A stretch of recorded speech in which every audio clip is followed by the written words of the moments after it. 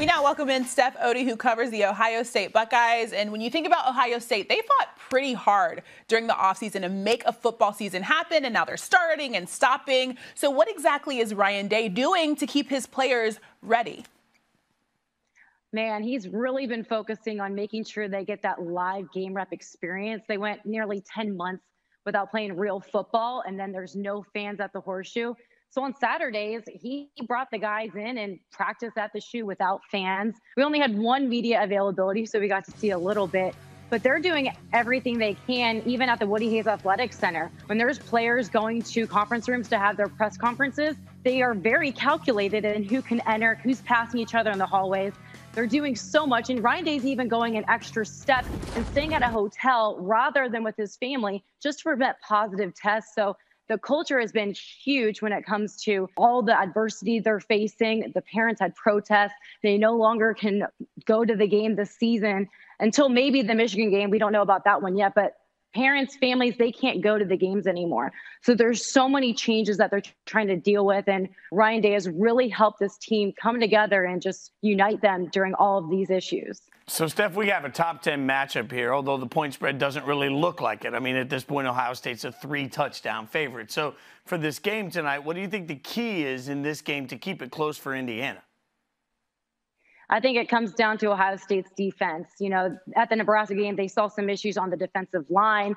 And Coach said that just happens usually when you have that first game. It just takes a little while to get into it, but they didn't have those non-conference games to get into a rhythm. But they got back into the Penn State game, and they really showed us that they are the guys that we thought they were. But the secondary is the biggest concern, especially when you're going up against an offense like Indiana. You got Ty Freifogel, Whop Philyor, and Michael Penix Jr. is doing a lot for them. And so the secondary is quite untested. Shaun Wade even said he's not happy with his performance. He knows he can do a lot more. And that's why he came back to Ohio State to play this season. He wants to show them what he can do on the outside, and he just feels like he hasn't done that yet. So I think the secondary is really going to have to show up to put a stop to the Indiana offense. Can we all acknowledge Ty Freifogel is like the best name? Like, I feel like I walk into a restaurant and I'm like, I'll try the Ty Freifogel. I mean, I still say it's the best name. Go it ahead. Actually sounds like it would taste pretty good, too. No, I'm in. I'll try it.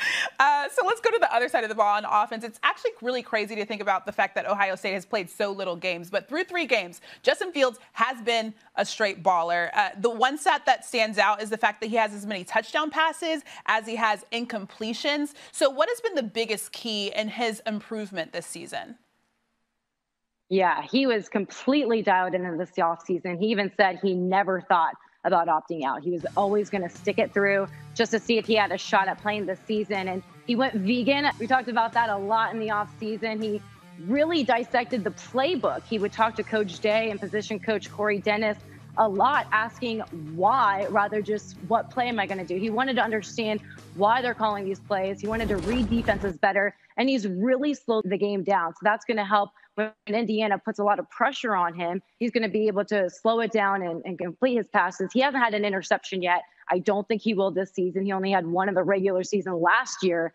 So if there is going to be one, it could happen this game, but I think he's completely locked in. He'll get it done. Well, let's, Steph, give a little love to Indiana here. I mean, the other side of the coin is that Indiana has been forcing some turnovers, and the Big Ten has just looked completely out of whack. I mean, Indiana, Northwestern undefeated, Penn State, Michigan State all stinks. So what's allowed, in your mind, Indiana to sort of rise in a strange 2020?